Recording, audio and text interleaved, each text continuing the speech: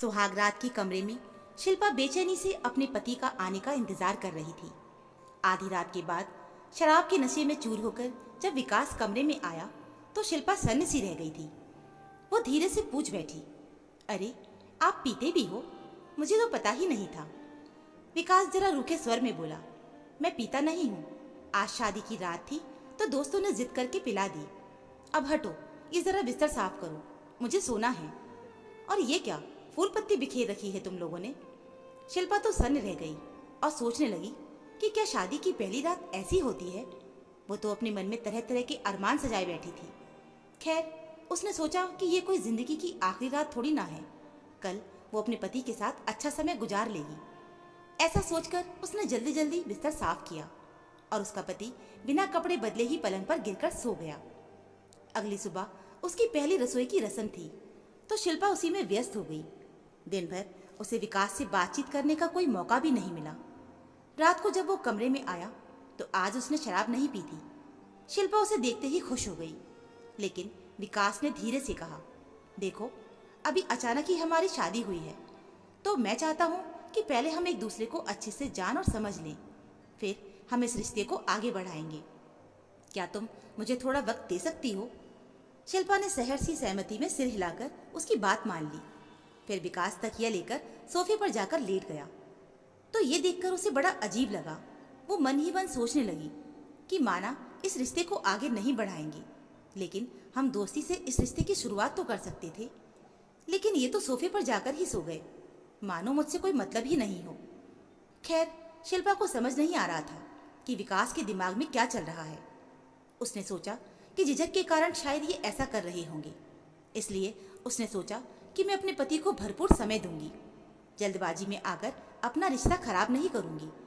शिल्पा दिन भर अपने पति को खुश करने की और उसे जानने समझने की कोशिश करती रहती थी, लेकिन वो उससे दूर भागता रहता था। संकोच के कारण वो सभी लोगों के सामने उससे ज्यादा बात भी नहीं कर पाती थी, और जब कमरे में वो देर रात गए आता तो या तो शिल्पा खुद सो गई होती थी या फिर वो आते ही सोफे पर सो जाता था। संकोच के कारण शिल्पा उसे ज्यादा कुछ बोल नहीं पाती थी। इस बीच उसकी ननद का रिश्ता तय हो गया तो सभी लोग शादी की तैयारी में जुट गए।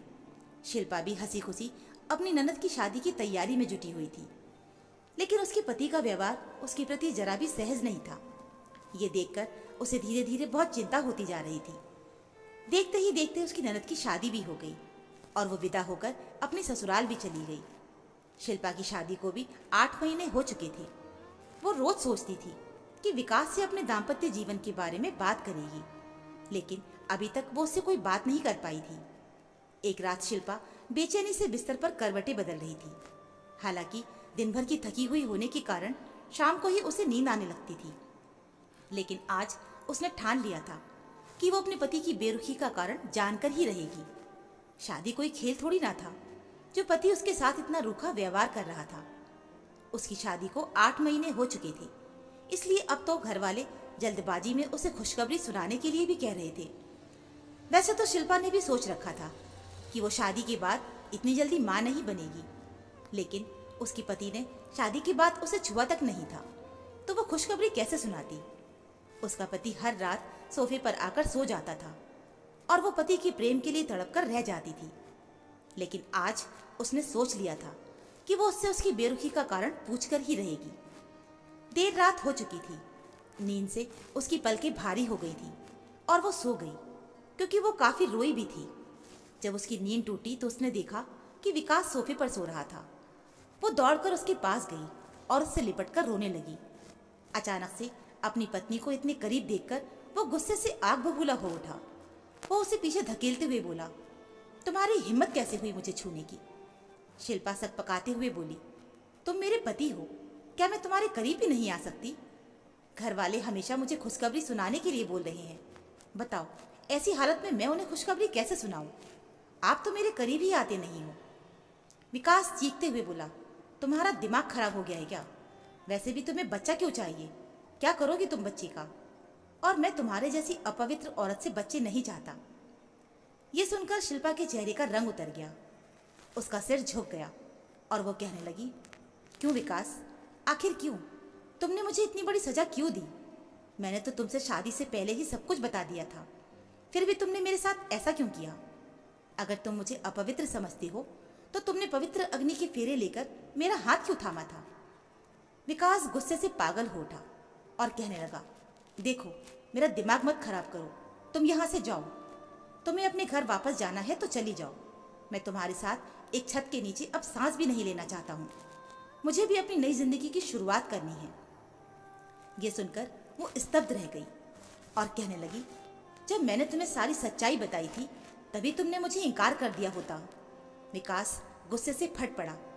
वो चीखने चिल्लाने लगा तो उसके मम्मी पापा कमरे के बाहर आकर खड़े हो गए और दरवाजा पीटते हुए पूछने लगे कि क्या हुआ। तब मजबूरन शिल्पा को दरवाजा खोलना ही पड़ा। जैसे ही वो लोग कमरे के भीतर आए तो विकास गुस्से से आग बबूला होते हुए कहने लगा, पापा, आपकी ये बहू चरित्रहीन है। शादी से पहले वो किसी और के साथ रातें गुजार चुकी है, इसलिए मैंने अभी तक इसे हाथ भी नहीं लगाया है। ये सुनकर उसके पापा के पैरों तले जमीन ही खिसक गई। वो कहने लगे कि ये तो हमारे साथ बहुत गलत हो गया है। बेटा, शिल्पा रोते हुए बोली, नहीं पापा जी, शादी से पहले मैंने इन्हें सब कुछ बताया था। मैंने किसी के साथ मर्यादा की रेखा पार नहीं की है।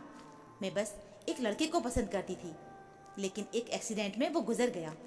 मुझे लगा कि शादी से पहले ये बात मुझे अपने जीवन साथी को बता देनी चाहिए। मैंने विकास को सब कुछ बता दिया था। तब तो इन्होंने कहा था कि मुझे कोई दिक्कत नहीं है, मैं इस रिश्ते के लिए तैयार हूँ।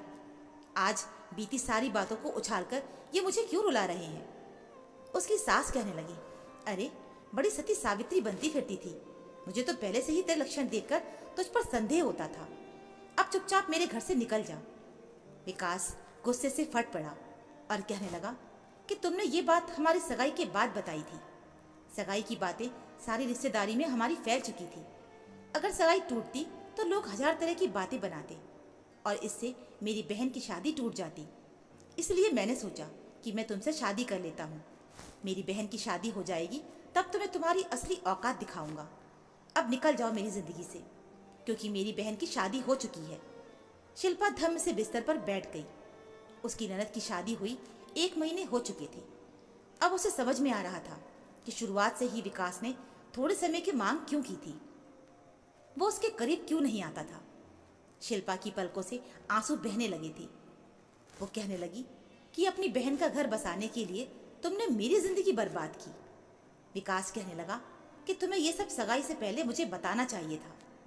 शिल्पा गुस्से से चीख पड़ी और कहने लगी, मैं हिम्मत नहीं कर पाई। ऐसी बातें भला मैं किसी को कैसे बता सकती थी? जब तक मुझे होश आया तब तक हमारी सगाई हो चुकी थी। फिर भी मैंने तुम्हें शादी से पहले सच्चाई बता दी थी ना। तुम सगाई तोड़ देते, उसी वक्त मुझे बदनाम कर देते, लेकिन आज तुमने मुझे बहुत दुख पहुंचाया है। उसके सास ससुर उसे घृणा भरी नजरों से देखने लगे और उन लोगों ने उसे उसी रात घर से बाहर निकाल दिया। वो रोती बिलखती अंधेरी सड़क पर आगे बढ़ी जा रही थी। खैर, वो वापस अपने माता पिता के घर आ गई थी। यहाँ आकर भी उसने सारी बातें बता दी थी। सब लोग उसी का ही मजाक उड़ा रहे थे। शिल्पा से अब उस घर में रहना सहन नहीं हो रहा था, तो वो अपनी एक सहेली के पास बनारस चली गई।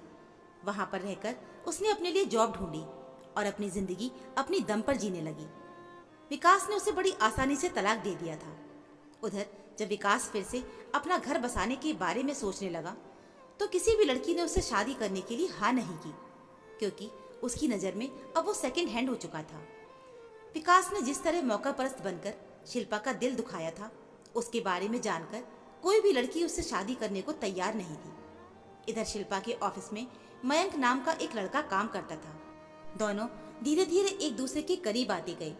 जब मयंक ने उसे अपने दिल की बात बताई तो शिल्पा ने अपने दिल का सारा दर्द उसके सामने खोल कर रख दिया।